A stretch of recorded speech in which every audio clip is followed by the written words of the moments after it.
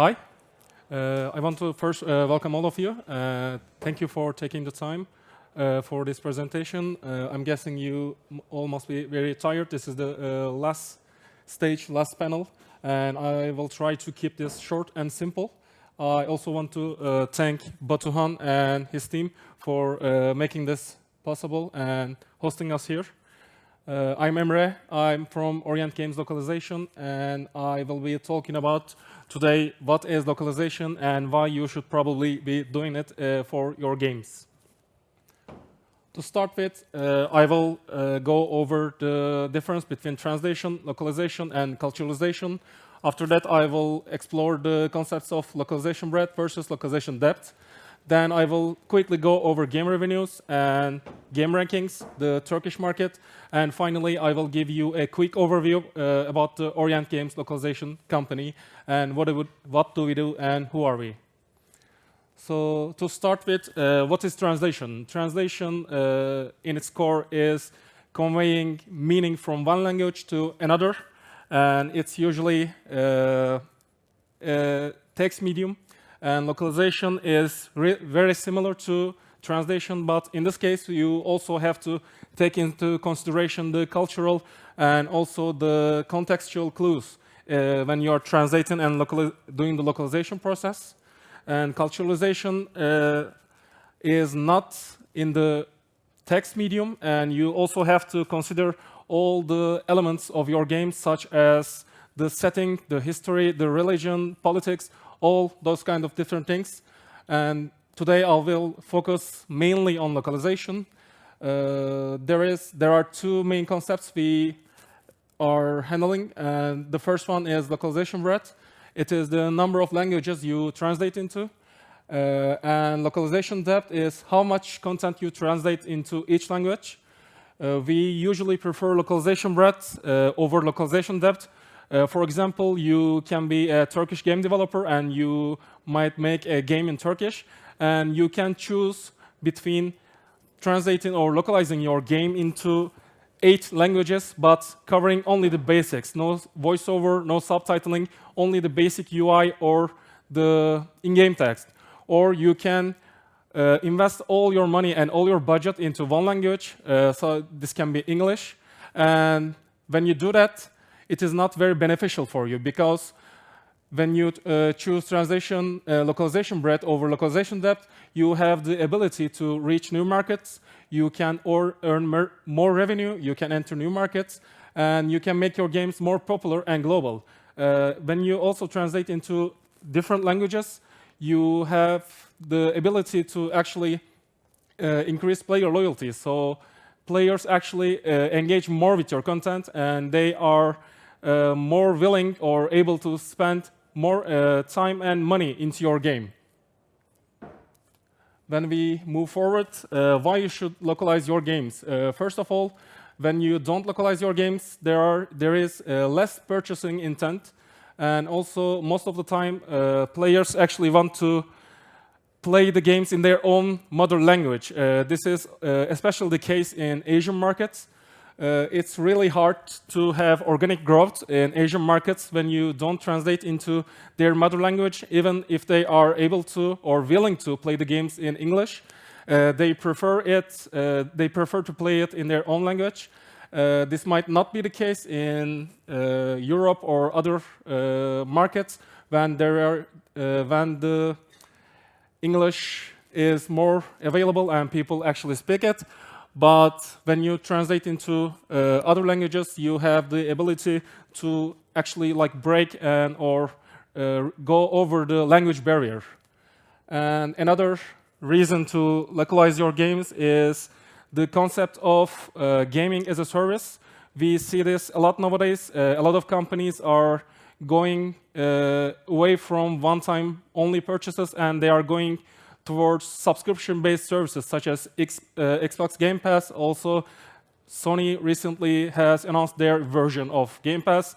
We see Netflix going in the gaming business. And when you are subscribing to a platform or a product, people expect the whole package. So you don't get to say there is an English version available, so you can play it. People actually expect from you to support their own language. They, again, want to play in their mother language.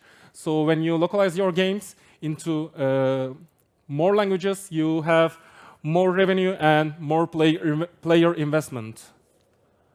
To continue, I will quickly go over some numbers. You can see Turkey is actually 18th in the world in terms of gaming revenue. You can see some big players. When we go over to Europe, we can see that Turkey is actually in 7th number. And when we go to MENA, Turkey is actually the biggest player. I think it can, we can also say that we have a tie with Saudi Arabia, but Turkey is basically the shining star of the MENA region.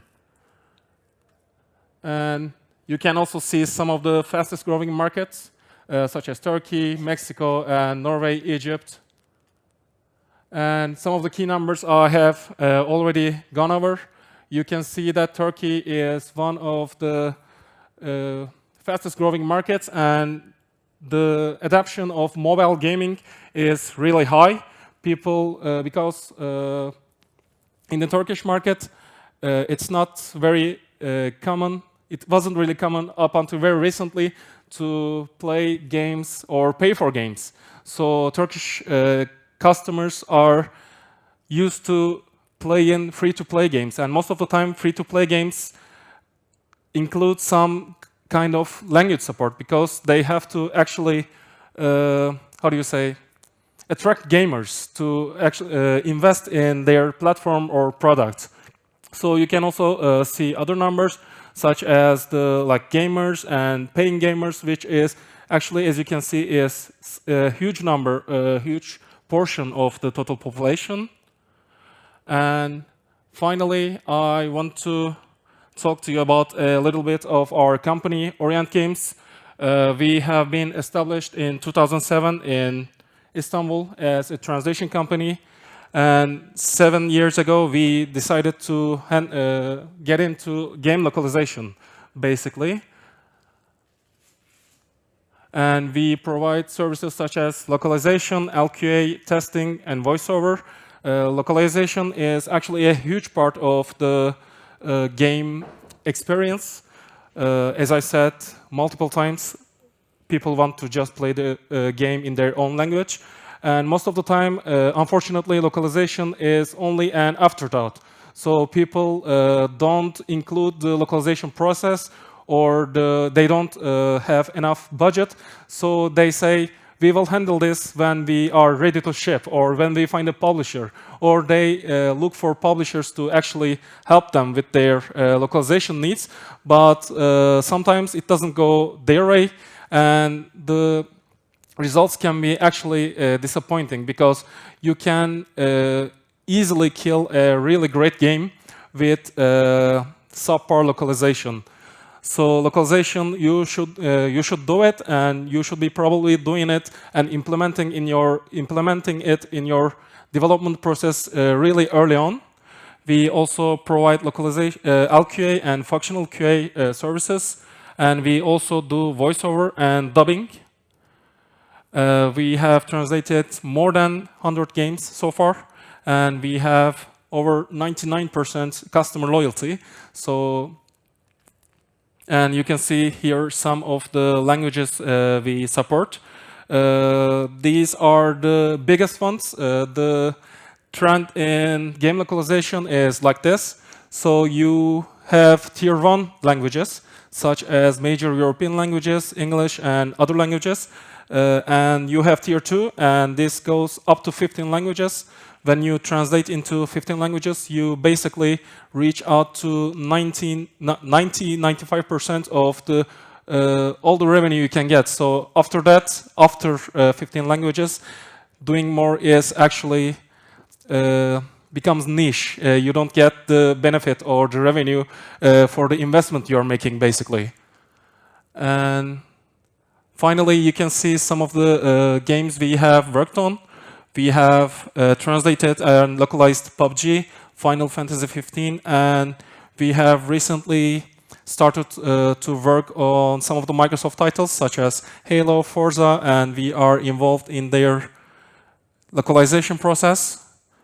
And that will be all for me. If you have any questions, any comments, I'll be happy to answer. And yeah, if not, you can also catch me outside after the panel. Yeah, thank you for your time, and thank you for listening.